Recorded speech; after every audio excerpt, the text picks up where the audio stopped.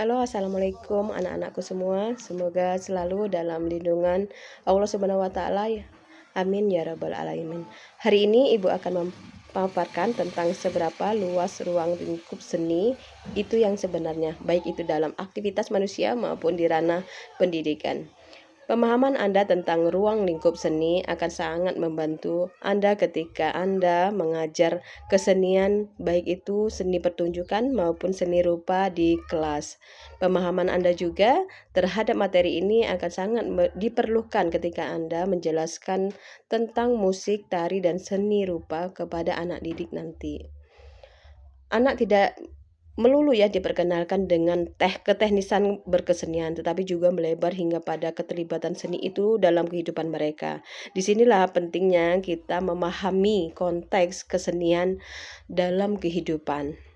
Jadi tidak hanya sekedar memahami secara tekstual dari cabang-cabang seni yang ada, namun untuk Anda mempelajari tentang hakikat dari pengertian seni, struktur, keilmuan cabang seni, serta fungsi serta kedudukan seni juga dalam masyarakat. Sebelum mengulas lebih jauh, ada baiknya kita memahami apa itu seni. Seni itu berasal dari kata sani dari bahasa Sanskerta yang berarti itu pemujaan atau pelayanan. Akan tetapi ada juga yang mengatakan bahwa seni berasal dari bahasa Belanda, berasal dari kata geni atau genius. Dalam versi lain juga ada yang mengatakan seni ada sebagai karya seni, seni sebagai suatu kemahiran atau skill, seni juga sebagai kegiatan manusia atau human activity. Atau yang lebih menyebutkan seni adalah suatu keindahan. Ini misalkan suatu lukisan dinding gua yang diperkirakan berasal dari zaman prasejarah yang memiliki nilai-nilai religius dan yang membangkitkan spirit dan sugesti terhadap binatang buruan manusia. Hal itu disebutkan suatu karya seni. Ataukah penelitian Aristoteles yang menyatakan bahwa kemahiran dalam memainkan karya-karya musik dengan improvisasi nada-nada kreatifnya itu juga disebut seni. Jadi kesenian ini secara universal dapat dipahami dan dimaknai sebagai refleksi kehidupan di dalam manusia. Dan kemudian itu dituangkan dalam sesuatu ekspresi yang lainnya. Ekspresi inilah yang memunculkan berbagai jenis seni yang dimaksud.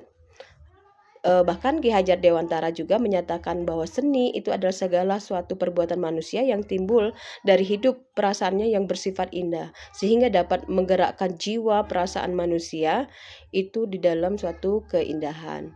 Secara teori, seni dapat dibagi menjadi dua, yaitu seni murni dan seni terapan. Di mana seni murni di sini adalah penciptaan seninya yang hanya mempertimbangkan fungsi dan bentuknya, sedangkan kalau seni terapan, penciptaan seni yang dirancang untuk kepentingan tertentu di luar fungsi yang sebenarnya. Suatu contoh, supaya mudah dipahami, ada pot tanaman disajikan sebagai tempat tanaman. Yang demikian itu disebut seni murni karena sudah sesuai dengan fungsinya. Namun apabila pot tanaman tersebut dimodifikasi, dirancang seindah mungkin sehingga kegunaan pot bunga itu bukan hanya sekedar tempat tanaman, tapi juga untuk hiasan atau untuk yang lainnya, hal tersebut itu disebut seni terapan karena sudah merubah bentuk fungsinya dan menghasilkan suatu keindahan.